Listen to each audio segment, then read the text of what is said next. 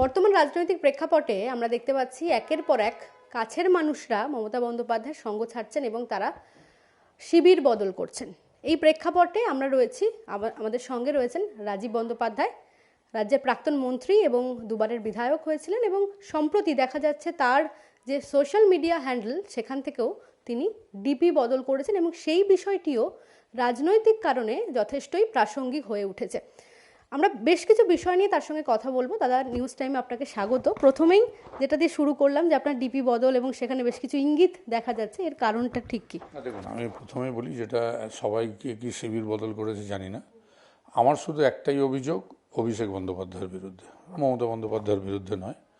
এবং আমি ডিপিতে কভার ফটোতে এইটুকু মনে করেছি যে অভিষেক বন্দ্যোপাধ্যায়ের সাথে আমার কোনো ছবি রাখবো না, কারণ আমি বিভিন্ন সংবাদ মাধ্যমে গতকালও বলেছি, আপনাদেরও জানাতে চাই যে রাজনৈতিকভাবে আমাকে শেষ করার জন্য, শুধু রাজনৈতিক নয়, আমার পারিবারিক দুদিক থেকেই শেষ করার জন্য যা দায়িত্ব সবটাই অভিষেক করেছে। যেমন দলটাকেও শেষ করে দিয়েছে পুরো নিজের দায়িত্ব নিয়ে, এবং দলের আজকের এই ভরাডুবির কারণ হচ্ছে ওর সমস্ত, যেভাবে ও বিভিন্ন জেলায় জেলায় সব বিভিন্ন দুর্নীতিগ্রস্ত, দুষ্কৃতী, মাফিয়া, তোলাবাজ এদেরকে বিভিন্ন সংগঠনের দায়িত্ব দিয়ে নিজে সেই সংগঠনটাকে কুক্ষিগত করার জন্য মমতা বন্দ্যোপাধ্যায় ন্যাচারালি ওর উপরে ছেড়ে দিয়েছিল।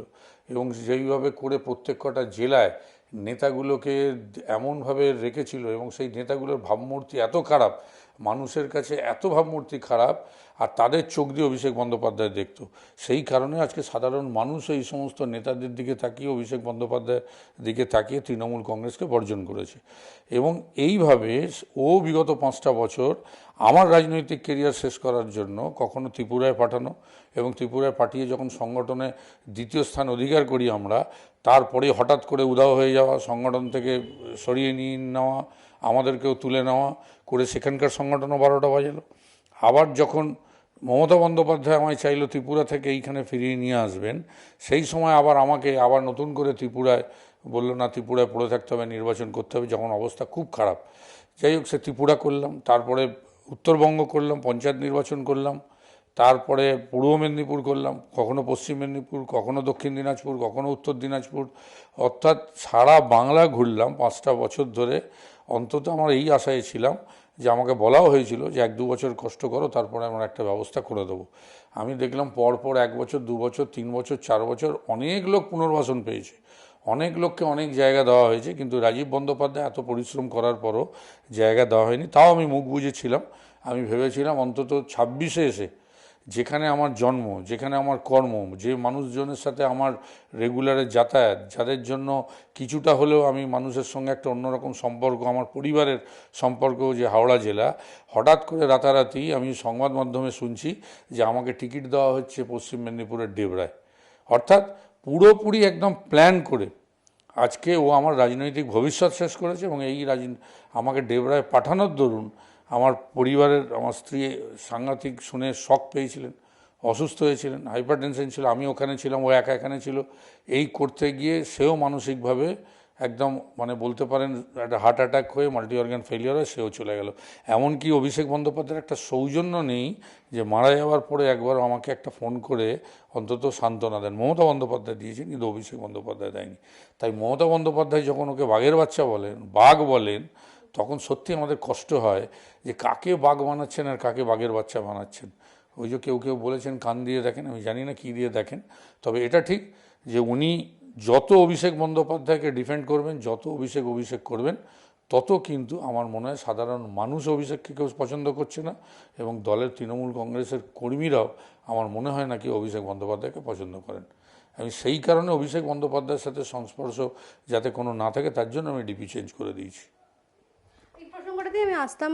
তৃণমূল কংগ্রেসের ভরাডুবির পরে 26-এর নির্বাচনে আমরা দেখতে পাচ্ছি যে অধিকাংশ যারা শিবির বদল করেছেন প্রত্যেকেই কিন্তু অভিষেক বন্দ্যোপাধ্যায়ের বিরুদ্ধে একাধিক অভিযোগ, বিভিন্ন ক্ষোভ তারা কিন্তু সামনে এনেছেন।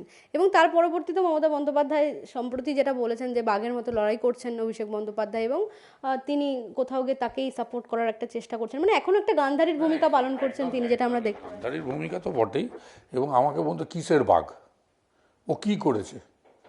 আমাদের যা রাজনৈতিক কন্ট্রিবিউশন আছে, আমরা একসময় জাতীয় কংগ্রেস করেছি, মমতা বন্দ্যোপাধ্যায় করেছি। আমাদের যা রাজনৈতিক কন্ট্রিবিউশন হচ্ছে ওর কী আছে? শুধু মমতা বন্দ্যোপাধ্যায় ওর মাথায় হাতটা রেখেছে বলে আজকে ওই অভিষেক বন্দ্যোপাধ্যায় হয়েছে। আজকে তো দলটা শেষ করা হয়েছে। আজকে শুভেন্দু অধিকারী, আমি মনে করি সাপে বড় হয়েছে, শুভেন্দু অধিকারী আজকে ওখানে গেছে বলে আজকে মুখ্যমন্ত্রী হয়েছে, যোগ্যতা ছিল তাই হয়েছে। কিন্তু আজকে এই শুভেন্দু অধিকারীকে তৃণমূল কংগ্রেস থেকে তাড়ানোর জন্য তো পুরো পরিকল্পনা করা হয়েছে, যে অভিষেক বন্দ্যোপাধ্যায়কে তোলার জন্য। আমার এখনও মনে আছে, ও আমার দীর্ঘদিনের বন্ধু, আমরা একসাথে দীর্ঘদিন ধরে আমাদের সাথে বন্ধুত্ব রয়েছে। ও একসময় আমাকে দুঃখ করে বলেছিল 21শে জুলাইয়ের মঞ্চে, যে দেখো আমি যুব সভাপতি আর মাইক আর একজনের হাতে, আমায় বক্তব্য রাখতে হচ্ছে আগে, আর দিদির আগে বক্তব্য রাখছে অন্যজন। তো এইসব ক্ষোভ মানে ধীরে ধীরে জমেছিল, এবং পরবর্তীকালে শুভেন্দু অধিকারীকে সভাপতির পদ থেকে সরানোর জন্য জোর করে আগে একজনকে শিকন্ডি করে ওকে সরিয়ে সভাপতি করা হলো, যাতে অভিষেক বন্দ্যোপাধ্যায়ের রাস্তা পরিষ্কার হয়। তারপর অভিষেক বন্দ্যোপাধ্যায়কে যুব সভাপতি সরাসরি করা হলো। শুধু এ তো দলটা তো শেষ করার জন্য যথেষ্ট, এবং মমতা বন্দ্যোপাধ্যায় প্রশ্রয়তেই হয়েছে। অভিষেক বন্দ্যোপাধ্যায় কে? আজকে আমার মাথার উপরে এই মমতা বন্দ্যোপাধ্যায় হাত রাখলে আমি তো মনে করি ওর থেকে অনেক ভালো নেতৃত্ব দিতে পারতাম, আমি ওর থেকে ভালো সংগঠন আমি জানি। সুতরাং ও তো মমতা বন্দ্যোপাধ্যায় চেয়েছেন, মমতা বন্দ্যোপাধ্যায়ের দল, মমতা বন্দ্যোপাধ্যায় যাকে মনে করেছেন নেতা বানিয়ে দিয়েছেন। আমাদের জীবনে যতটুকু করেছেন মমতা বন্দ্যোপাধ্যায় করেছেন, কিন্তু ওর প্রতি একটা অন্ধ স্নেহ বলতে পারি, আরও অন্য কোনো ভালোবাসায় বলতে পারি, যে তাকে আরও একটু বেশি দিয়েছে। এরকম যদি অন্য কাউকে মাথায় হাত দিত, তারাও অভিষেক থেকে হয়তো আরও বড় নেতা হতে পারত। যাই হোক, মমতা বন্দ্যোপাধ্যায় এখন যদি গান্ধারীর ভূমিকা পালন করেন তাতে কিছু বলার নেই। যেটা আপনি বলছিলেন যে আপনার নির্বাচনী কেন্দ্র বদল করা হলো, হাওড়ার ডোমজুর থেকে আপনাকে ডেবরায় পাঠিয়ে দেওয়া হলো, এবং 2021-এর আগে বলছি যা যা প্রার্থী ওরা চয়ন করেছে, যতগুলো অভিষেক বন্দ্যোপাধ্যায় প্রার্থী, যেখানে যেখানে প্রার্থীগুলোকে বিক্রি করেছে, অর্ধেক তো মানে আমি মনে করি এরা সব তৃণমূল কংগ্রেসের কোথাও কোথাও বিধানসভার প্রার্থী কিভাবে হলো আমি তাই ভাবি। এমন সব পচা পচা লোকেদেরকে ক্যান্ডিডেট করেছে। রাজীব বন্দ্যোপাধ্যায় হাওড়ায় জায়গা পায় না, হাওড়ায় এরকম বহু পচা ক্যান্ডিডেট হয়ে গেছে, নতুন ক্যান্ডিডেট যারা। তো এইগুলো অভিমান হবে না? রাতারাতি পার্টি তখন আমার কিছু করারও ছিল না। সুতরাং এইভাবে যতগুলো প্রার্থী দেখুন অভিষেক বন্দ্যোপাধ্যায় এইভাবে পরিবর্তন করে করে সব বাজিয়ে লোকেদের নিয়ে এসছে, সব কটায় সিংহভাগ এড়ে গেছে। আপনি বলছিলেন যে নন্দীগ্রামেও আপনাকে দাঁড়াতে বলা হয়েছিল, সেটা নিয়েও দলের সঙ্গে আপনার মতবিরোধ হয়, সেই বিষয়ে? মতবিরোধ ওটা 1 বছর আগে হয়েছিল, প্রায় বোধহয় 25 সাল কি 24 সালের শেষ দিকে বোধহয় আমাকে বলা হলো যে তোমাকে নন্দীগ্রামে দাঁড়াতে হবে। আমি বললাম নন্দীগ্রামে দাঁড়ানো মানে আমার সাথে যেটুকু সম্পর্ক, না ওদের অধিকারী পরিবারের সাথে আমাদের পরিবারের একটা অন্যরকম আমার বাবা যেটা যখন থেকে রাজনীতি করতেন ওর বাবার সাথে পরিচয়, সেটা একটা অন্য সম্পর্ক। আর হতে পারে আমরা হয়তো একসময় এক দল করেছি, পরে হয়তো পরিবর্তন হয়েছে, আমাদের হয়তো রাজনৈতিক দৃষ্টিভঙ্গি আলাদা থাকতে পারে, কিন্তু বন্ধুত্বে তো নিশ্চিতভাবে কোথাও শত্রুতা হয়নি। সুতরাং আমি তো বললাম যে তোমরা আমাকে নন্দীগ্রামে পাঠাতে চাইছো মানে চিরতরে ওর সাথে যাতে শত্রুতা হয়, আমার কেরিয়ারও শেষ হবে, তার সঙ্গে সঙ্গে ওর সাথে যাতে চিরতরে সম্পর্ক যায় তার ব্যবস্থা। আমি একদম স্ট্রেট ওয়ে রিফিউজ করেছিলাম। এবং তারপরে আমার মনে আছে আইপ্যাক থেকে আমাকে বলা হয়েছিল যে আরে আপনার উপরে উনি অসন্তুষ্ট হয়েছেন, আপনি কেন এ করেন। হ্যাঁ, নিকুচি করেছে, আমার রাজনীতি করার দরকার হলে ছেড়ে দেবো, কিন্তু আমি নন্দীগ্রামে দাঁড়াবো না। তো পরবর্তীকালে দেখলাম আমাকে কী শাস্তি দেওয়া হলো। এই প্রসঙ্গে একটা বক্তব্য মনে পড়ছে, 2021-এর আগে আপনি যখন তৃণমূল কংগ্রেস ছেড়ে বিজেপিতে গিয়েছিলেন, পরবর্তীতে আবারও তৃণমূলে ফেরত আসেন, অভিষেক বন্দ্যোপাধ্যায় তিনি বিভিন্ন ক্ষেত্রে বিভিন্ন জনসভা থেকে বা মঞ্চে তিনি বলেছিলেন যে যারা আবারও ফেরত আসছে দলে তাদের একটা প্রায়শ্চিত্ত করতে হবে, বা সেই জন্যই তাদের ফেরানো হয়েছে, এরকম শোনা গিয়েছিল। সেটাও কি একটা কারণ আপনার রাজনৈতিক জীবনে? সে অহংকার, এইসব ওদের অহংকার। অভিষেক বন্দ্যোপাধ্যায়ের এখনও মাটিতে পা পড়ে না। আমি তো এখনও দেখছিলাম আমাদের ছেলেরা বলছিল, এখনও যখন যান সবাই এই দাদা আসছে সস যেন মনে হচ্ছে এখনও বিরাট বড় ভিআইপি তিনি আছেন। হ্যাঁ, ন্যাচারালি মমতা বন্দ্যোপাধ্যায়ের ভাইপো, আমরা তো আর কারোর ভাইপো নই। সুতরাং এই একটা ব্যবস্থা আছে। এবং এই জায়গায় দাঁড়িয়ে আমি মানে অহংকার কোথায় দেখুন, প্রায়শ্চিত্ত, আরে কে কোথায় প্রায়শ্চিত্ত?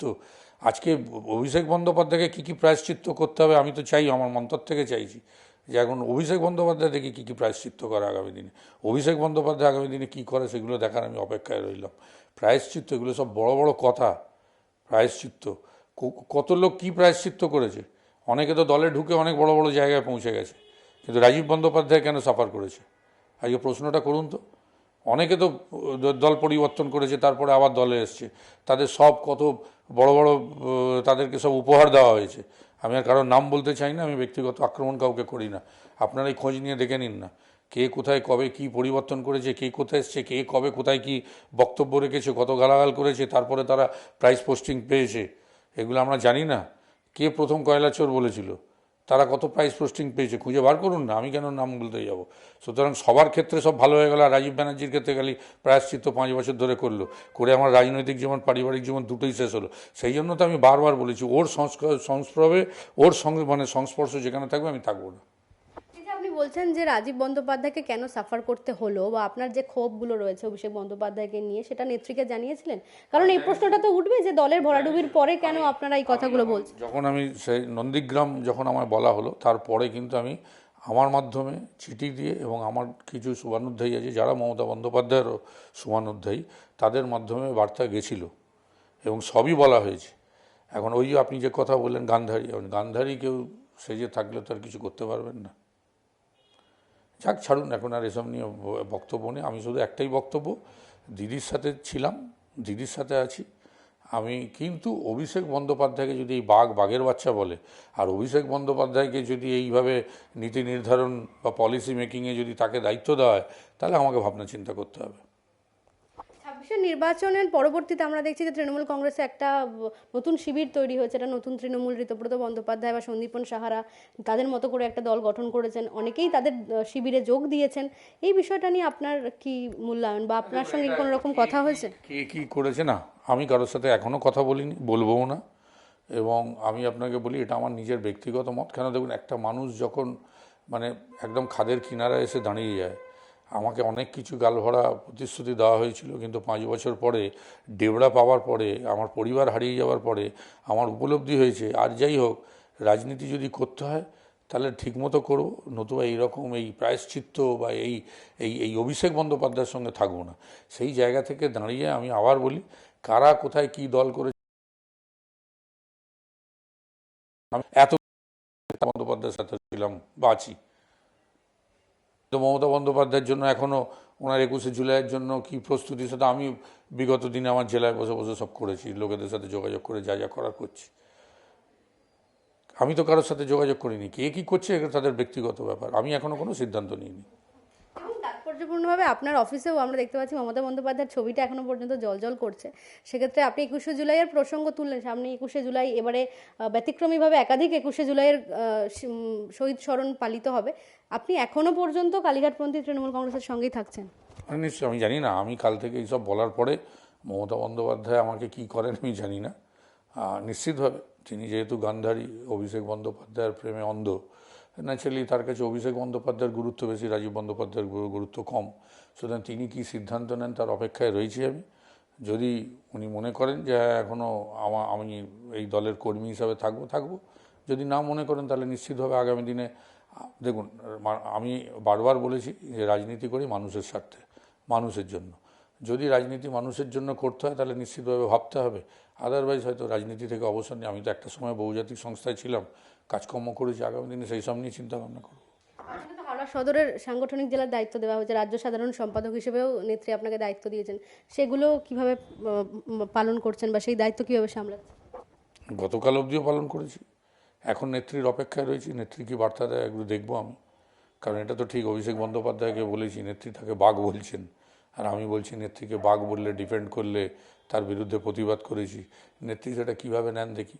যে যদি নেত্রী মনে করেন যে অভিষেক বন্দ্যোপাধ্যায় সব, রাজীব বন্দ্যোপাধ্যায়ের প্রয়োজন নেই, প্রয়োজন নেই। একেবারে আমার একটা শেষ প্রশ্ন, যেটা দলের 26শে নির্বাচনের পরে দলের যে ফলাফল বা এই যে ভরাডুবি আমরা দেখতে পাচ্ছি, অনেকেই আইপ্যাককে দোষ দিচ্ছেন যে আইপ্যাক নির্ভরতার জন্যই দলের এই পরিস্থিতি তৈরি হলো। আপনার কি মূল্যায়ন, যে আইপ্যাকের উপরে অনেক বেশি নির্ভর করছিলেন সকলে? আমি তো বলি আইপ্যাকটা আর কি, আইপ্যাকই অভিষেক বন্দ্যোপাধ্যায়, অভিষেক বন্দ্যোপাধ্যায় আইপ্যাক। আইপ্যাক অভিষেক বন্দ্যোপাধ্যায়কে দিয়ে কাজ করিয়েছে, অভিষেক বন্দ্যোপাধ্যায় আইপ্যাককে দিয়ে কাজ করিয়েছে।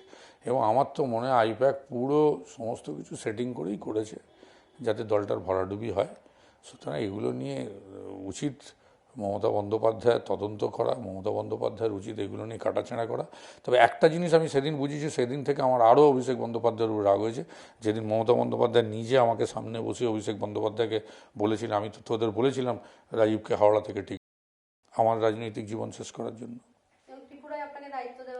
আরে আমি গাধার মতো কেটেছি জীবন সংশয় নিয়ে, প্রাণ সংশয় নিয়ে, জীবনের ঝুঁকি নিয়ে, ছদ্মবেশে, কেস খেয়ে, মার খেয়ে, দৌড়ে, কখনো হেঁটে, কখনো পালিয়ে গিয়ে, কখনো টোটোতে চেপে, কখনো অটোতে চেপে, কখনো রেলে করে, লোকাল ট্রেনে করে।